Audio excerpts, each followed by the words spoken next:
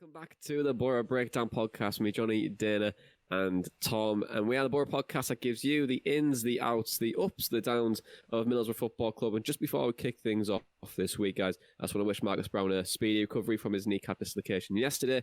Hopefully he gets well soon and back on the pitch very, very soon. But also, if you haven't already, please do give us a 5-star rating on Apple Podcasts and Spotify and give us a follow on all our social media. That helps us get found, ranked, and also Boro fans can help find the podcast, and it'd be really cool for the Boro community. But then also, when we come to that, I just want to thank Dave, he's known as Macca Dave, on Apple Podcasts. I absolutely love that name, and he says, I want to thank him for saying, it's the best Boro podcast since 2003, Dana. Best podcast since 2003. Joel, for his comment as well, saying it's a good, honest podcast for Boro fans. I don't get to many games, but listen to the pod after every game, and they give a lot of good ups and downs for being a Boro fan. And then Phil Riverside says, honest, informative, and to the point. Love it. So, guys, thank you very much for your feedback. Really do appreciate it. And if you want to get a shout on the Boro Breakdown Podcast, do give us a comment on Apple Podcasts or send us a DM if you like the podcast, and we'll read them out on the pod. So, now that's over, let's chat about the Boro. A young fringe Boro crashed out of the FA Cup third round yesterday in a 2-1 defeat at the Brentford Community Stadium. Sam Folarin scored his first ever Boro goal, senior goal, and it wasn't enough to keep Boro in the FA Cup third round dinner. I want to kick things off with you. A game probably full of chances for Boro, with Boro having the more shots in a game they've had all season, but it just wasn't enough to get us through to the fourth round. What do you think? What was your assessment on the game yesterday? I quite enjoyed it, to be fair. I mean, it was I wouldn't say a valiant effort because that makes us come across as if we're massive underdogs, but it was a decent shift from a rather makeshift team. I mean, the defence was makeshift with Bowler playing out of position. I think it showed. The goals that we conceded were quite poor, but all in all, I think there were a lot of positives to take from that game, and we'll obviously delve into them later, but it was quite an enjoyable game to watch, and I think we've got to factor in the fact that we were decimated with positive COVID tests. The team that Neil Warnock put out was not the team that Neil Warnock was intended to put out before the tests were returned, and that in mind, the lack of preparation as well, or the upturn in preparations, we did pretty well. I was, like I said, I enjoyed watching the game despite the result. Yeah, I thought we played reasonably well yesterday. I thought we had some good moments. We created plenty of chances. Hayden Hackney stood out for me for the majority of the game, and I'm sure we'll come on to him in a minute. But I just want to say, Mark Bowler, what an absolute turnaround, by the way. 12 months ago, shipped out to Blackpool, and yesterday captain for Boro in the FA Cup third round. So what a turnaround for Captain Smiles. But Tom, is that his nickname now? Captain Smiles, El Capitano. But yeah, Tom... I'm laughing at myself there.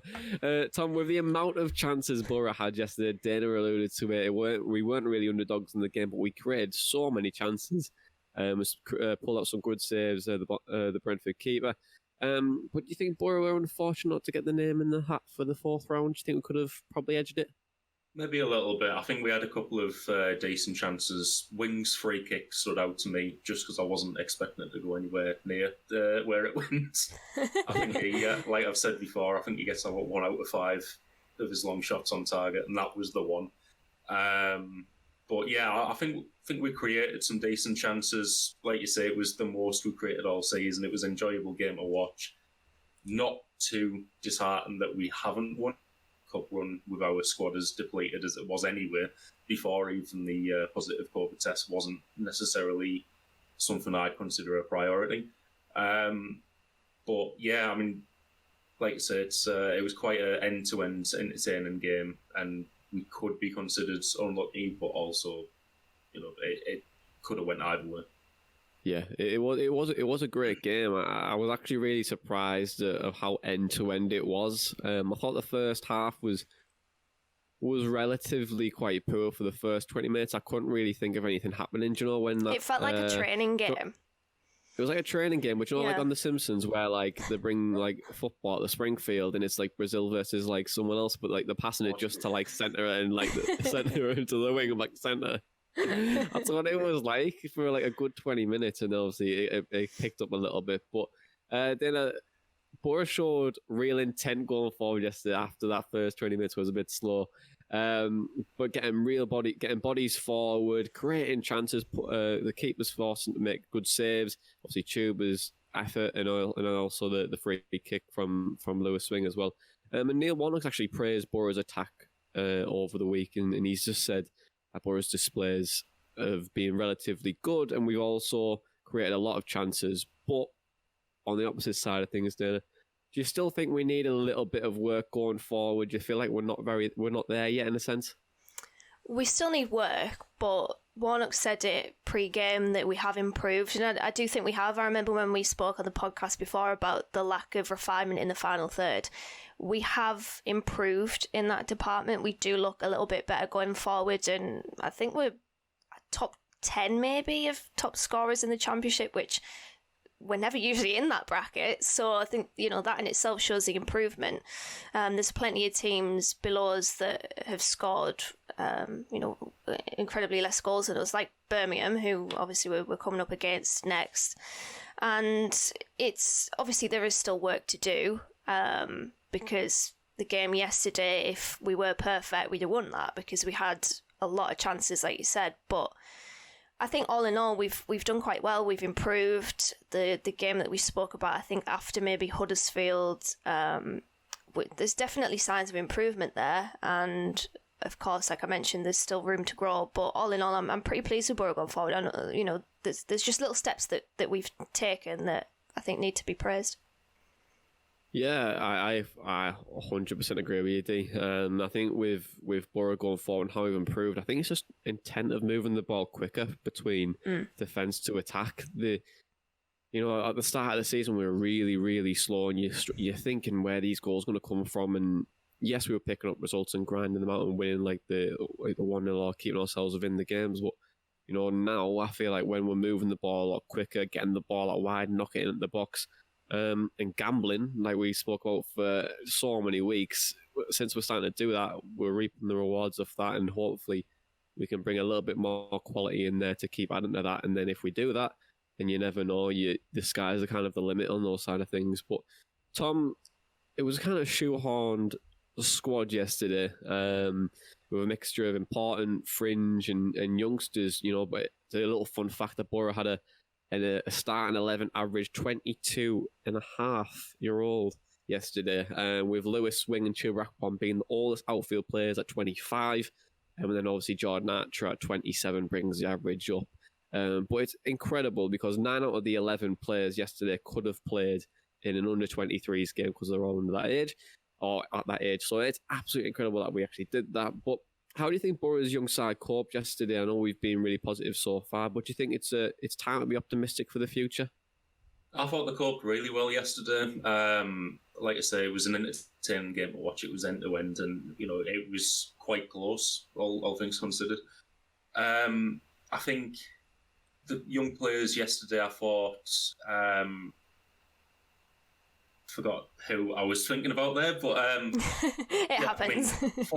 Follerin did well for the second half. I mean, Jed and Tav, who you would still consider young players, pretty much you wouldn't even think of them as young players anymore because they're consistently in the squad and playing fairly consistently. You know what to expect from them. Hayden Hackney in particular stood out, I think, yesterday. I think when young players come into the team, you can kind of sometimes see that they are quite nervous. They don't know where to go with the ball or what to do. He looks so composed for pretty much the full game. I was really impressed with him. I think that's pretty much covered most of them. I mean, probably a bit of a shout out to Hayden Coulson as well, because he did have some decent attacking intent during the game, had a couple of decent dribbles. Fair enough, not too much end product, but it was good to see him get a run out after he's not been played for the majority of the season as well. Yeah, we're going to come on to Hayden Coulson in a second, very shortly, because there's quite a lot of There's quite a lot of chat about Hayden Coulson, so I'm interested to say that you gave a little bit of a shout out there because a lot of people were quite negative on his performance yesterday. And just another one to stick with you, Tom. Marcus Tavernier and Jed Spencer, you both mentioned that. You mentioned that you don't really realise how young they are now since they're so consistent in the squad. But Tav is 21-year-old and Jed Spencer's 20. Do you think the criticism that probably Tav gets is a bit unjust because he's so young, and people probably forget that. Do you think that his inconsistency sometimes brings out negativity from Boro fans in a way because they expect so much more from Tav because he's been in the squad for such a long time? Yeah, I would say so. I think we talked about it on a previous pod I was on, that he was kind of really hyped up when he first came into the team. And personally, I'd agree with that. I think when he came in, it was really under Monk when it started, but then it was under Pulis where everyone was asking for him. And I think a lot of our young players, where they came through, and if they showed any attacking intent under Pulis, they stood out because it was just that type of team where it was that devoid of creativity and, playing centre mids at winger positions and stuff. That, if you come on and show anything to make the fans excited, you're going to get some sort of hype around you. So I think because he has been around quite a few years as well, people probably do forget how young he is, but he's constantly improving now. And I also just like to add on to this, the name of the guy I was forgetting from my last statement was Nathan Wood. What a range of passing he has from centre back, by the way. Oh, he can very impressed yesterday. He can ping a ball, man. It's just different gravy, isn't it? Like this passing range of him and Dale Fry are very, very good. I think they are showing that signs of a modern centre back where you have to play.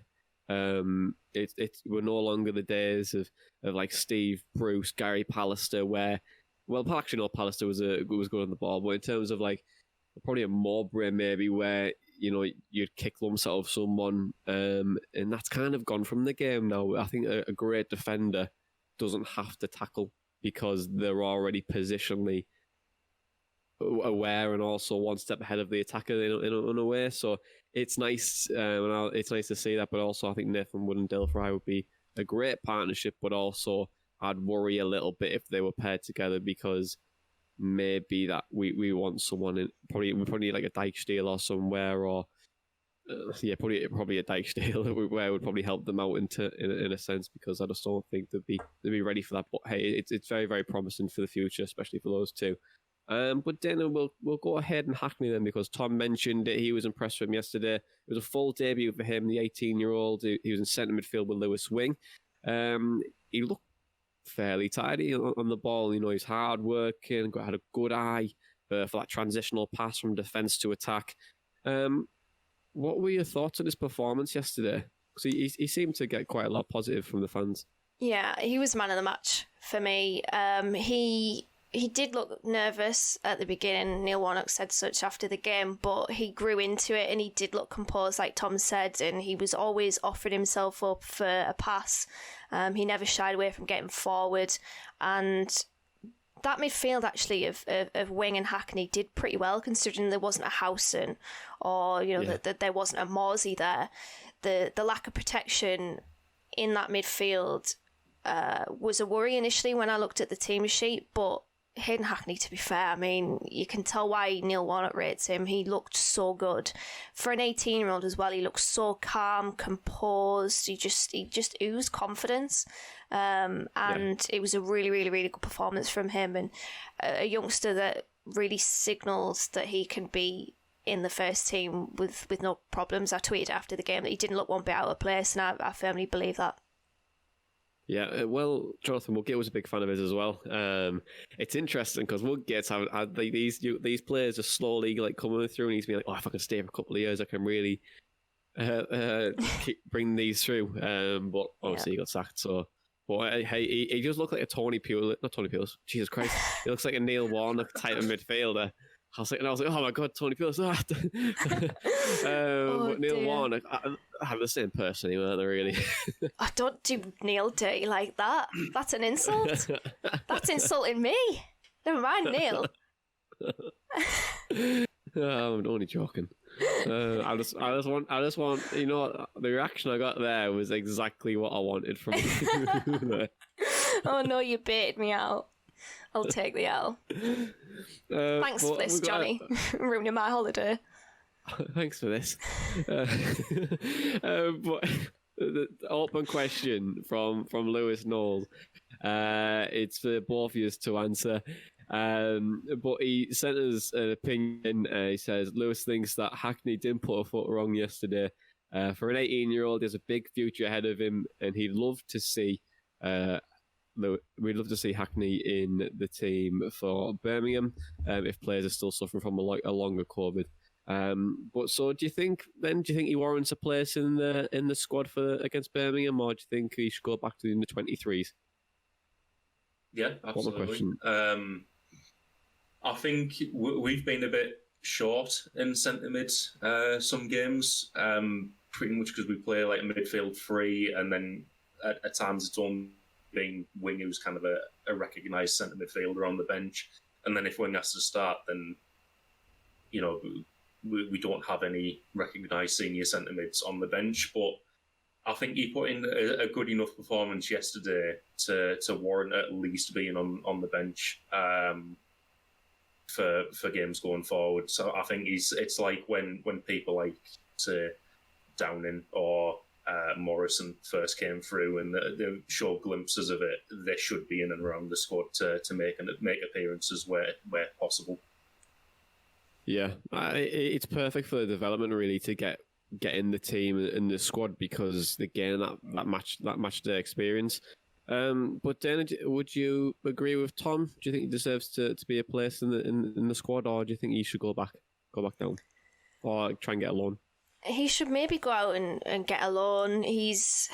I understand the point that Tom made there about looking thin in midfield a few times, especially when we do play midfield three, but he's probably not ready for a consistent run in the first team squad or match day squad. So rather than hinder his development, I think to loan him out would be better, I think. And I think it's easy to get ahead of ourselves with these young players. We need to really give them a chance to blossom elsewhere sometimes, and then bring them back and then see how they've developed.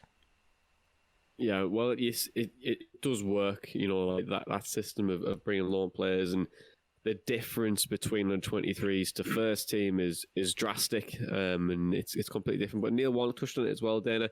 Yesterday he said that I thought the young lads did well. Hayden did well in midfield for his first game, but must learn. The winning goal came from him leaving his man, but that's the difference between the 23s and the first team. Do you think Neil Warnock's right there? Do you think he's been a little bit harsh on Hayden Hackney, especially because it was his debut? He's knocked him down a peg there, hasn't he? But no, I think it's good man management from Neil Warnock, because when I assume, I don't know, but I assume that when you make your debut, sometimes maybe you can get a little bit ahead of yourself and think that your job is done, that you've got into the team and it's only up from here. But sometimes you do need to be pulled back down to reality, and I don't know what Hayden Hackney's thinking at the moment. Obviously he'll be buzzing after the game, but it's good to show players what they've done well, but also what they've maybe can improve on. And there was a tweet, I think it might have been from Craig Johns actually yesterday, where Warnock had told one of the young players on the bench what Hayden Coulson had done wrong so that he could learn from it, and that is absolutely fantastic man management. There's nobody better in football at man management than Neil Warnock. So I think it's a clever comment from him. He obviously he did leave his man for the second goal, which all round was not a great goal to concede. It was quite poor from quite a few players actually, but obviously he does need to learn. He's 18. He shouldn't be criticised for that. He'll know that he did wrong in that moment because Neil Warnock would have told him so. But I think that comment's just good management from Warnock. Yeah, I think the player was William Kokola, I think, he spoke to, given that he's another left back as well. But let's move on to a player that scored his first senior professional goal.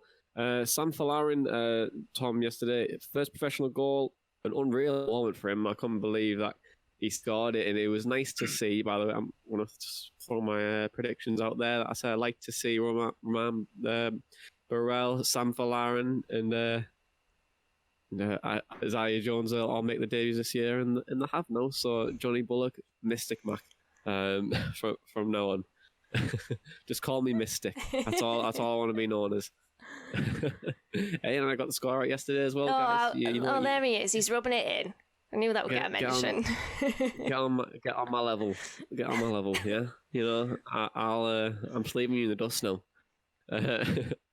Sorry, yeah. Only dating you 2 weeks. Yeah, well, tough bet round, isn't it? Sorry, Tom. I know you've been here for 2 weeks, but you took over Elliot's spot, and Elliot was rock bottom. So you've got a lot of work to do. Your work's cut out. Love you really, Elliot. I know you're listening. But Sam Folarin, he's been around the team for the majority of the season. He's made a few appearances. Tom, what were your thoughts on Sam Folarin yesterday, and how can he continue his development in the side? I thought he did well yesterday. Coming on to replace Marcus Brown. Obviously, he was going to, and in a losing position as well, he was going to be expected to create something, and I thought he did well to score his attacking position and was there. I think in general his positioning was quite good throughout the second half. What I'd like to see from him to continue his development is just a little bit better in decision making, and that's not to be kind of too much of a criticism. That's going to come with time anyway. Obviously, he's still a young player and he's not played for the first team that much. But what I found from him yesterday was at times he'd be one-on-one with a man and he didn't really know what to do, or he made the wrong decision at times. Like there was one point where he tried, I think he was going for a cross, but ended up going straight at the goal. And then there were other times where he was, like I said, one-on-one with a man, but then he decided to kind of pass it back.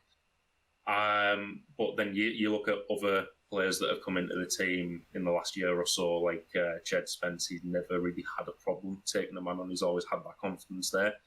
So like I say, it's a confidence thing that'll grow with time. But I would like to kind of see him make a decision to either beat a man and get a cross in, or just I don't know, just pass it a little bit sooner, because I think he dwelled on the ball at times yesterday. Do you think it was a case of nerves, though? Most minutes he's had in for a professional, as a professional now. Sorry, and it can be quite. You're playing against a good quality side of Brentford as well. Do you think nerves probably played a part in that, though? Potentially, yeah. It's just like I say, some players as they've come into the team handle it better than others, and again, that's not really too much of a criticism. They're all young. It's some of them might be better kind of mentally prepared for it than others, but it'll grow with time, and those nerves will disappear, I'm sure of it. He's obviously got stuff about him. He's got pace, he's got strength. Neil Warnock rates him, and if Warnock rates him, who are we to question him, really? So yeah, it's something that'll grow with time, I'm sure.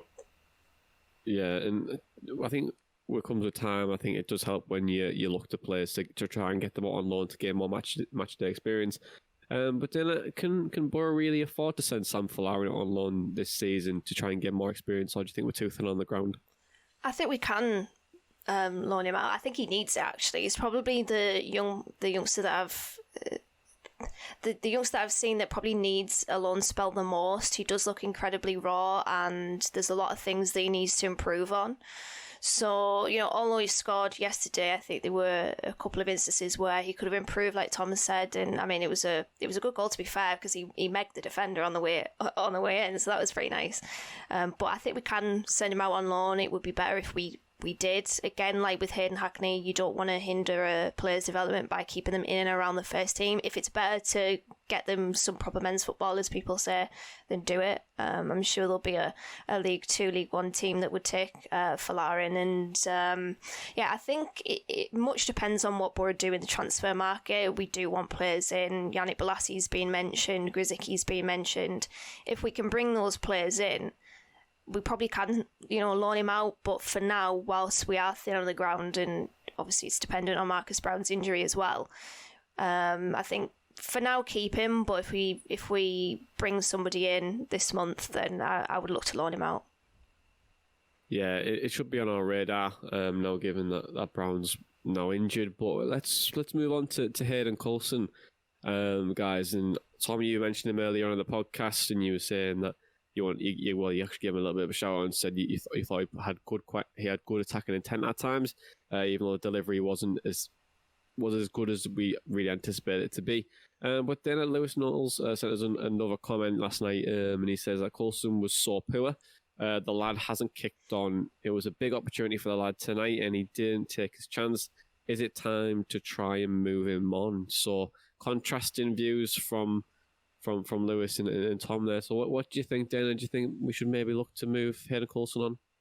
I think so, yeah. He's probably at that age now where he needs to play, similar to Ainsley Pears, that, when we let him go, he's, 23, I think, 22, 23. 22. Yeah, that is, it's obviously a vital age for a player to go out and really sort of establish themselves as a first-team player. And I completely agree with Lewis. I don't think he's kicked on at all. He did burst into the team under Jonathan Woodgate, and he looked good. But the game yesterday, I did think he was poor overall, and it was probably the game that confirmed to me that he's not a left back, because defensively he was at fault for the first goal. He switched off, and overall his defending, it's just not his strong suit. He has fantastic attributes going forward. He's what I like to call nippy, and agile and quick, and he can offer us a lot in the final third, but defensively it's just not him, I don't think. And I know he did come through the academy as a left back, but his main attributes lie, in a more attacking department. So Warnock said he doesn't know whether he's a left winger or a left back earlier on in the season, and I still think he's somewhat stuck, given that he played him there yesterday. I know we don't really have too many options left back. But I think if I was Hayden Coulson, I'd be looking for a move, probably. And I wouldn't be surprised to see him go, if not this month, then in the summer. Interesting view that from you, Dana. I think with Hayden Coulson, it seems that he's got all the intent but no substance, really. It seems that when he tries to get forward, he does get forward quite well, but then sometimes the delivery is not perfect. And he was so good last year, Hayden Coulson, at times, and he looked like a real quality player. I remember that Luton game where he looked really solid. And yeah, he was caught up on quite a lot, but defensively at the time, Boro weren't very good at anyway, and he was exposed quite a lot, and people would just overload the left-hand side, which made things really, really difficult for him. But Tom, I know you said he has good intent earlier on in the podcast, but he did look so bright last year. But do you think Hayden Coulson's just lost his spark a little bit? How can we potentially get that back? I think it's maybe just a confidence thing, because I think at the start of last season, obviously when Woodgate came in, he was all about the youth players. He said he knew everyone from the under-10s up or something, and he was going to give these players a chance. Hayden Coulson had a couple of good games in pre-season from what I remember, and then got picked at Luton. So his confidence must have been sky high at the time. He's got a manager who believes him, and he's going to keep picking him. Obviously, that might have taken a bit of a knock with how often, as you say, he got exposed last season from people overloading the left-hand side and targeting him. I think that's potentially it this season as well. Obviously, Warnock's came in. Coulson's went from playing regularly to not so much anymore. He got a manager who doesn't know what his best position is by his own admission. And, Warnock's looked at it and decided, Bowler is better there, or to Marvin Johnson was better there, and Coulson's went down the pecking order. So I wouldn't be surprised if his confidence has taken a bit of a knock there, to be honest. I think that could be what the issue is. Do you think it's do you think it's a mixture of confidence and game time? Maybe do you think since the lack of game time, he's not as sharp as he probably was last year. I know he had a bad injury last year as well, and he hasn't really came back the same player, to be honest. Do you think like the confidence side of things and the lack of games is a mixture of why he's lost that spark? And do you think that a loan move might be best for him, or do you think a permanent move would be the best route for Hayden Coulson? I think it could be that those two things tie together. I think it could be a bit of a vicious circle, because if you're not getting game time, you're not going to get your confidence back. But then if you're not confident, you're not going to get the game time. So yeah, potentially a loan move could be good for him if he can go out for half a season, rediscover that spark, and then come back and prove himself to Warnock. Then yeah, potentially that could be more beneficial. Yeah, Dana, could Warnock work his magic on Coulson, or are you certain that it's time? Thanks for the memories, Hayden. It's time to go. Well, I did say that in the group chat yesterday, didn't I? No, I mean, he's been at this club for a while now. I remember when Aitor Karanka brought him to Marbella, and then he had to go home because he picked up an injury. But it is probably, again, similar to Ainsley Pears, where he just wants a fresh challenge, and I wouldn't be surprised to see him leave because of that. And yeah, he just hasn't kicked on from last season, which is such a shame, because he does have, you know, great potential and some pretty good attributes that if worked on, he could be a good player for us. But when you're not really getting in a team that has pretty much no left-hand side, we've only got Bowler and Johnson, then, you know, it's not great. However, having said that, Bowler and Johnson have been good this season, so it's hard to dislodge them. But the fact that he's not getting much of a look in probably says that his days at Boro are numbered, in my opinion. Whether Warnock can work his magic, I'm not sure. I feel like time is running out for Hayden Coulson at Boro. I think it doesn't help with the amount of the great form that Johnson and Bowler have been in as well. They've made themselves indispensable, where it makes things really difficult for Coulson to try and get back in. I think probably likewise with Patrick Roberts as well. We've seen Tav being excellent this year, where he's completely and utterly dislodged Patrick Roberts, and you could see yesterday Roberts he just kept fading in and out the game. You could just see that he lacked so much game time. I think you can see the difference really with players who are playing regularly and some players aren't playing at all. But we know like how good a loan move can do for so many players. I think Marcus Brown's a fine example, and we'll come on with him now. Yesterday, obviously, he had a dislocated kneecap, which forced him off, and it just looks to be a few weeks job. We don't really know the ins and outs of it, so it could be really bad, or it could be one of those things where you see him back in about 6 weeks. But it looks so good against Wickham, and he did so much to come back. How much of a blow, Tom, do you think it is to lose Marcus Brown now? Because he looked like a player that we really needed going forward as well. I wouldn't say it's a massive blow, just because we've done without him for most of the season. But then, of course, we were only talking last week about what does he need. We want to see him be more consistent. We want to see him in the squad more, and then something like this has happened. Obviously, the squad will have to make do as best it can. It did look like he was going to pretty much be a new signing for us in January and going forward to fill one of those positions, and it's disappointing that he won't be playing for however long it'll end up being. But yeah, it's just we'll have to kind of make do again without him. Yeah, we're going to have to. And then with Brown's injury now, do you think it's more important than ever that Boro dip into the transfer market to try and get one? Because Neil Warnock has already said numerous times this season that he needs more wide players. An injury to probably a potential another wide player in Marcus Brown. So is it time to dip into the market, or what do you think is going to happen? Yeah, I mean, it was time 10 days ago to dip into the market, to be fair. I think we needed a wide player as soon as it turned January the 1st, but it probably makes it even more important if he's out for a while. I mean, if it is just a dislocated kneecap, I know I said just, it's still a gruesome injury, but it's better than if he's done, his cruciate or something like that. It looked really bad, and I cringed, I winced, like my knee just felt so bad, like when I saw it, because it just his leg froze into the turf, didn't it? And yeah, you could tell it was pretty serious. But we'll see, obviously, how long he's going to be out for. weeks, months, whatever, he's going to be out for an amount of time, a considerable amount of time. So yeah, we do need another winger, but to be fair, we needed one anyway. This just makes it even more important that we bring one in. It's a horrible one, dislocated kneecap. Absolutely horrible. Like, I remember before where it just pops out a little bit and you just got try and knock it in, but sometimes it keeps coming back out. That's when it gets horrible. So I hope it's not like that, because he could be really bad. But that's just from personal experience.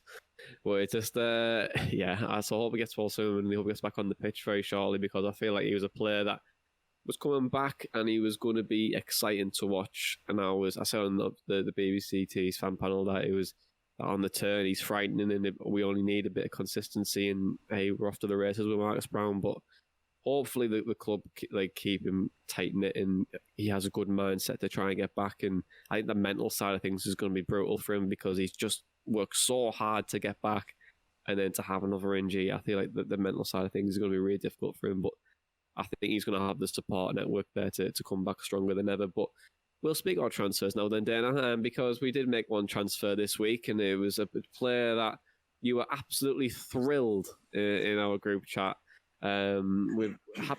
With Jordan Archer coming in to be a sub goalkeeper for Marcus Bettinelli, because Dejan Stojanovic has went back out to St. Pauli. So happy with Jordan Archer, even though he's prone to a few mistakes, Dana? I can't say I'm happy. I mean, I'm not. He didn't pull a blunder yesterday, in fairness to him, but yeah, it's one of those. He was on trial with us last season, I think, under Woodgate, and I remember when I heard that, I was like, oh my god, no, don't. And then obviously we brought him in. I'm not mad. I'm not completely mad about it, because he is going to be a sub goalkeeper and back up to Marcus Bettinelli. But yeah, the last time he was in the Championship, I would stake a claim and say he was probably the worst goalkeeper of the Championship, and that is some feat considering that Robin Reuter was also in the division at that time. Yeah, I'm not going to mourn too much, because like I said, he is a sub goalkeeper, but I'm not going to lie, I wasn't dancing on the rooftop when I saw that we'd signed, but I'm going to give him a chance. Yesterday he wasn't terrible. He I can't remember any major had all right distribution, didn't he? Yeah, he was pretty good. He was very vocal, and I think there wasn't a point at which I was like sharp intake of breath. So a good start, and hopefully he's not had a lot of game time, which is what worries me a little bit as well. He had a spell at Fulham where I don't think he played. He had a spell at Oxford where he played a handful of games, and then I think he played maybe 2 or 3 times for Motherwell earlier this season, I think. Yeah. So he's not had too many games, but hopefully when called upon, he could be a decent keeper for us. Fingers crossed. Yeah, we had to get someone in as well, Tom, because Dejan Stojanovic has went to St. Pauli in Germany, and he's obviously we got from St. Gallen, not St. Pauli the first time. I just mentioned it there, but Warnock's been quite vocal with Dejan Stojanovic over the last few weeks, and he's been saying that they're trying to get him home to see his family. Pretty sure his family's based in Austria, so it's a case of, do you think it was just more of a case of trying to get him back closer to home in a way, because it might be a little bit homesick, especially with the pandemic and stuff like that, and the Euros coming up? I think it could potentially be that mixed with another thing which I'll go on to, but I know before Christmas Warnock was saying he was gutted for him that they couldn't get him home to see his family over Christmas. That might have had some sort of mental effect on him. Like, obviously anyone would be gutted in that situation. But also the article that came out this week from the Gazette, when Warnock was saying Stojanovic said he wanted to really try and push on and get into the Austria squad for the Euros, and this is probably one of the better ways he has of doing that and getting some regular football, which, to be fair, with Bettinelli as our number one keeper, he wasn't going to get here, so that's fair enough, really. Yeah, what was the other point you were going to come on to? That was it. Was it? I thought you were going to go to a different. You rolled you rolled 2 points into one. Now I was just like, is he going to come on to something else here? Because I was like, have I missed something there? But yeah, it does make sense for him to come on to make the move, and if he wants to get into the Euros, the Euro squad, then that's great for him. I think it's a good move all around. To be honest, it gives him time closer to home. Euros. We're also in a pandemic as well, so it just makes fundamental sense for him to have that time, and we wish him well. But there's another player that's been linked away. Tom, you are a man of the forums. You were obviously on this week, and we noticed that Britt Assombalonga could be on his way. Rumours are Britt is set to leave the window to Bournemouth for a fee of 2.5 to 3.5 million. Would you be surprised to see him go? Or do you think it's the right move all around?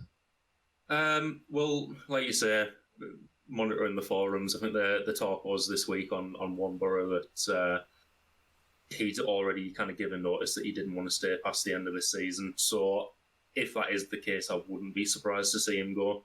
He's out of contract at the end of the season, and we'd rather let him leave for a fee than let him leave for nothing. I'd be a bit disappointed if he left. And I've kind of backed him on the podcast numerous times in the past, where I said I'd rather we had a striker like who was in the position to miss some of the chances that he does miss. You know, I think. Looking back over some of the strikers we've had in the past, it's like, who would you rather have up front? Would you rather have Britt or Marvin Emnes or Chris Boyd or someone like that? Like, I think it's an easy answer. But if he is wanting to leave and this is the only way we're going to get a fee from it, then yeah, it is the right move, unfortunately. Yeah, and with Boro set to make an incredible loss on the player as well. If the fee, obviously believe 2.5 to 3.5 million. We've lost quite a lot of money there. Obviously, the I think it was £16 million fee we paid for him, plus the wages as well, and they won't have been cheap. And he is the player that is top scorer of the Riverside, but also the century for Boro as well. So Dana, you're a big fan of Britt, so you're a little bit disappointed to potentially see him go. Do you think? Well, if he does go, Boro have to move very quickly to get another striker in, don't they?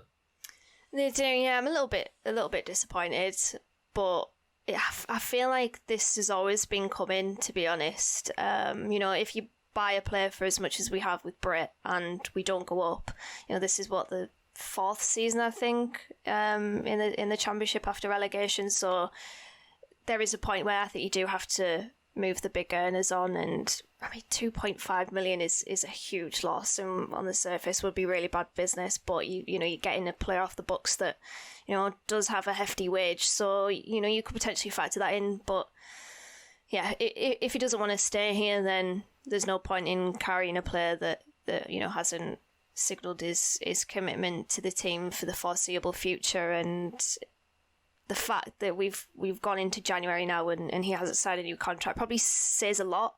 A little bit worried about Fletcher as well because he's out of contract in the summer. But yeah, Britt leaving, it opens the door for another striker to come in. We probably did need one similar to, you know, a winger. We did need one anyway. And if this news is true, it just, yeah, it makes that a bigger priority than it was. But yeah, we'll see what happens. You know, the guys on One Boro, some of the guys on One Boro are very reliable. So yeah, we'll see how that pans out.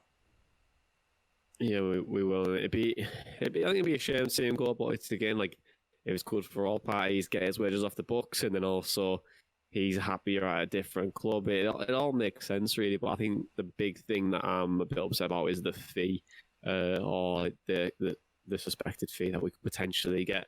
It's such a big loss, and it's like bad business again. How many times does this club have to make losses until they start making profits on players? You know what I mean? So it's a difficult one, but it is what it is. But if we were going to get another striker, there's a couple of names that I've been pulling out of my hat. I've been looking at some League One players and League Two players over like the last week, and Luke Jeffcott at Plymouth, the Welsh under 21. He's the second top scorer in League One this year at Plymouth. He's a very, very good, exciting talent. There's a few clubs watching him as well. So you never know, could potentially be a tug of war for his signature over the next couple of weeks. But then also Paul Mullen at Cambridge as well. He's like 24-year-old. In League Two, he's up there as well. So there's two players I would probably look at. But if we can't get him, or we don't want to get him, we've got someone else better. Then perfect. But it was weird seeing Charlie Austin move to QPR. Yeah. Or the last day or so. Obviously, the QPR fans absolutely love him, so I think it was an easy decision for him. But he would have been a nice change from Brit if we were to go for another striker. But let's move on. Let's chat about Birmingham City and Aitor Karanka's side have found it quite difficult this year. I'm sure we're all aware that we found things quite difficult under Aitor initially, but then as things started to get a lot better, but they might be doing a similar thing. But I'll pass the mic over to you two and let's break down Birmingham City. Yeah, I think Tom's got some on their form of late. Yeah, so obviously they've not had too much form since playing us. The game afterwards, they drew 0-0 with Nottingham Forest. On one hand, you could maybe say that they've managed to shore things up at the back for that one. On the other hand, Forest have been terrible this season, so you'd be wondering why they haven't won that. But then they lost 4-0 at home to Wayne Rooney's Derby County, as Sky Sports like to call them, on the 29th. Lost 2-0 at home to Tony Mowbray's Blackburn Rovers on the 2nd. And they're playing away to Man City in the Cup at 1:30 today. So after all that form, it's probably inevitable that they'll probably get some out of that, because we all know Aitor loved an away day again. Yeah, definitely. I mean, it's interesting that we're playing them so soon after playing them the first time. I want to know, obviously there's somewhat short turnaround, whether Karanka will have learned a lot from that game. And I mean, the fans are pretty, I want to say, split on Karanka. I've seen a few that say that, his tactics and his substitutions are baffling. He waits too long to bring somebody on. He plays Clayton. They are not taking well to Clayton at the moment, and I'm not surprised, because I mean, when we got rid of Clayton, we all probably agreed that his legs had gone, similar to Friend actually, but Friend's fortunes at Birmingham are far rosier than Clayton's, and actually Friend's probably one of their most important defenders, if not the most important. But yeah, they're sitting 18th in the table at the moment, 5 wins, 8 draws and 10 defeats. And they're one of the lowest scorers of the Championship with 17, which is, I mean, with Karanka, the main part of his game is defence and making sure that they do shore up defensively. But on that hand, they've conceded 29 goals, which is not great. Probably, I think, one of the worst defences in the Championship as well. So they're just not doing too great, Birmingham, and epitomised by the game that we played against them 4-1, and then I think the next game they played after that was against Derby, wasn't it? Yeah, you mentioned that, Tom. 4-0. I watched a little bit of that game, and Neil Etheridge dropped a clanger again, and they just looked all at sea defensively. They do not look good at all, and confidence will be down given the recent performances, and yeah, that means that Birmingham are going to win, doesn't it? So we may as well get the predictions in now. Yeah, I think with Aitor, it's been difficult for him, I think, because defensively, I think he's only really brought George Friend in, hasn't he? And the rest are still the same defence that they had last year. So it's hard for him to probably improve that in a way. But then again, he did it at Middlesbrough, you know what I mean? He made Ben Gibson and Danny Ayala the best defensive partnership in the Championship. So, it works both ways, but it can be quite a difficult game for Boro, because I feel like Aitor definitely want to try and get a statement at the Riverside, but also they did beat Reading away from home prior to playing Middlesbrough in the home fixture. So let's do our score predictions then, guys. Do you think Boro are going to beat Aitor Karanka's Birmingham City, or do you think Boro are going to get beat or win, or what do you think? I want your score predictions. I'll go with you, Dana, first. We'll go. Yeah, well, I'm just looking there at their away form. They've only actually lost 2 games on the road this season, so their fortunes are much better on the road. We're 5th in the home form table, so I'm quite interested in this one. I'm interested from a perspective of what will they do after we beat them 4-1. Is it going to be a completely different game? To be honest, I'm expecting it to be a completely different contest. So for me, I think I'm going to go with a tight game, but I think a 1-0 to Boro. 1-0 Boro from Dana. Tom, what do you think? I think I'm going to go 2-0. I think, like Dana said, it's going to be a different game. I'm expecting them to be a lot more solid, especially based on that away form. I don't know if they're just kind of set up differently away from home or a different mentality, but I still think we'll probably be too strong for them, touch wood. So, yeah, I'm going to go 2-0 Boro. 2-0 Boro for Tom, 1-0 win for Dana. I was going to go 2-0 as well, Tom, so we'll go together on that one. I do think Boro will have a bit much to. I think they'll have too much to see off Aitor Karanka's side, but I don't think it's the end of the world for Birmingham or their team. I still think they'll come good over a longer period of time, but I just don't think Aitor's got it right yet, and I think that's pretty much it. But hopefully, he doesn't get it right on Saturday.